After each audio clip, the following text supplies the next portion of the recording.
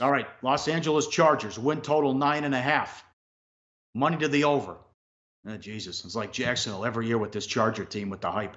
9-7 straight up. 8-7-1 ATS, 12-4 to the under. Football Outsiders had them the number 4 offense, 27th rushing offense, number 7 defense, 25th against the run.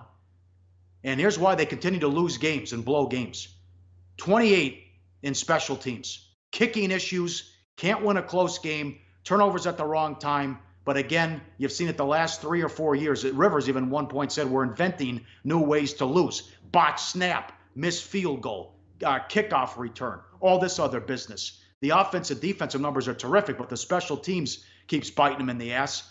Tough winning losing the close games. Also, no home field advantage to speak of. They're playing in a soccer stadium. So when they play the Raiders and the Broncos and Philly last year, it's essentially a road game. And even at the end in San Diego, they had to go with a silent snap count. So keep that in mind as well. So almost made the playoffs.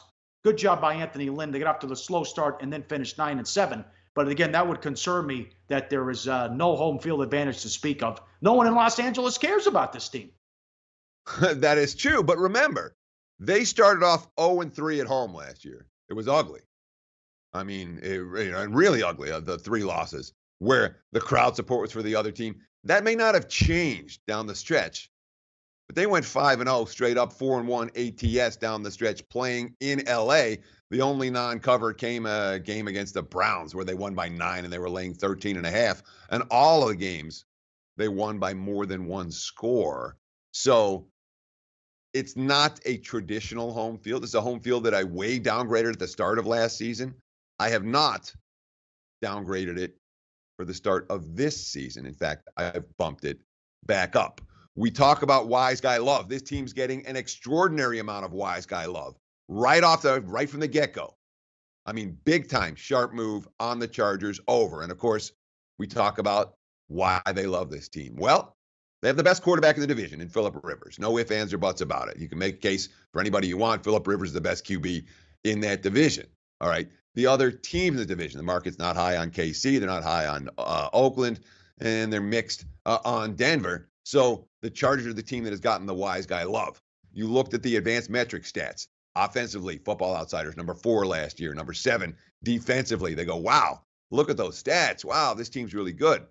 The turnover margin a season ago, they were plus 12 in turnovers, 27 takeaways, only 15 giveaways. That was the 3rd best margin in the NFL. And in theory, this team is like the Pats, where they finish with a positive turnover margin every year. They are built to finish with a positive turnover margin. And if the Chargers don't have a positive turnover margin at the end of the year, you might be a little bit surprised because they have the pass rushers to create havoc, wreak havoc on defense, and they have the elite quarterback who's not going to make a ton of mistakes on offense. That 0-4 start turned into a 9-3 finish. So the momentum is there. And of course, there's continuity. You talked about Anthony Lynn returning as head coach. Ken Wiesenhunt, now his 4th season as offense coordinator. Gus Bradley back as the defensive coordinator.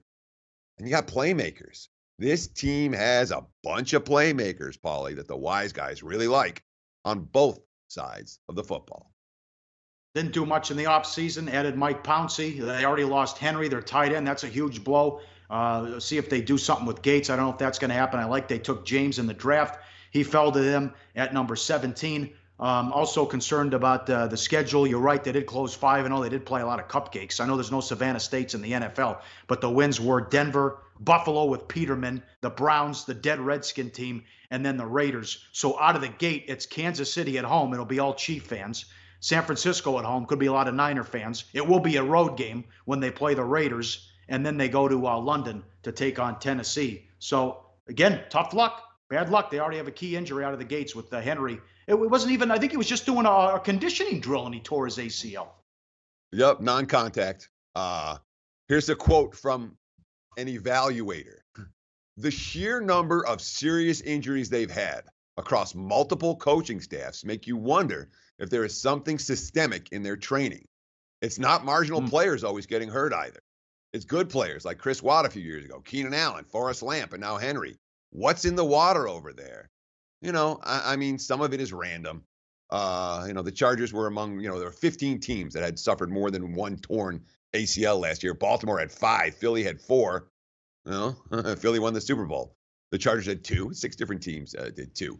Quote, they will miss Henry, but their offensive line should be better with Lamp returning. Their lack of depth always catches up to them, and I still feel that is going to end up killing them with injuries.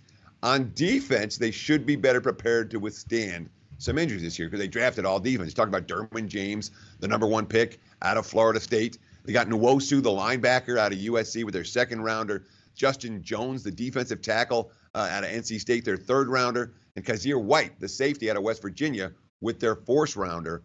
All defense for this Chargers team. It tells us, A, they're comfortable with the offensive line, and B, they're comfortable with the skill position talent on offense. I am too. Pouncey, a big signing. And of course, when you have Bosa and Melvin Ingram as a pass rushing duo, you get a good secondary. You're going to wreak havoc on opposing teams. You're going to force turnovers in bunches, something the Jacksonville Jaguars did very well a season ago. We should go bang down some doors again in Los Angeles and say, hey, put us on the pregame show now with what's going on in sports betting. Pauly and Teddy, let's rock and roll. And while we're there, after we go to the networks, we go to a game. We got to do it, Teddy. They're going to play here till, I think, 2020 because it got postponed here because of all the rain with the new stadium. It's an NFL stadium. It holds like 25,000 people. We got to go to a game. I know, and there's good seats always available yes. For these Charger games, at least so far. But I never get anywhere on an NFL Sunday, and it's not likely to happen this year either. And when we look at the Chargers' schedules, there aren't that many great spots to go to a Charger game this year. Because of that game in London, remember, they lose a home game because they play in London, which is 7 time zones the other direction. They play a home game on October 7th. No additional home game till November 18th. That's a long stretch to be on the highway. AFC West teams face the AFC North and the NFC West this year. The 2 extra games for the Chargers. Another reason why the wise guys have been betting LA over the total. The 2 extra games at Buffalo, Tennessee at home. A noticeably weaker strength of schedule than they had in 2017. The market's reacting to that with LA as the hot team. Certainly, I would call them as hot as any team in the markets so far in early offseason betting. Like the show? Help us keep the lights on. Please make sure to comment, share, and subscribe to all the Sportsbook Review videos. Thanks so much. Best of luck. Enjoy the games.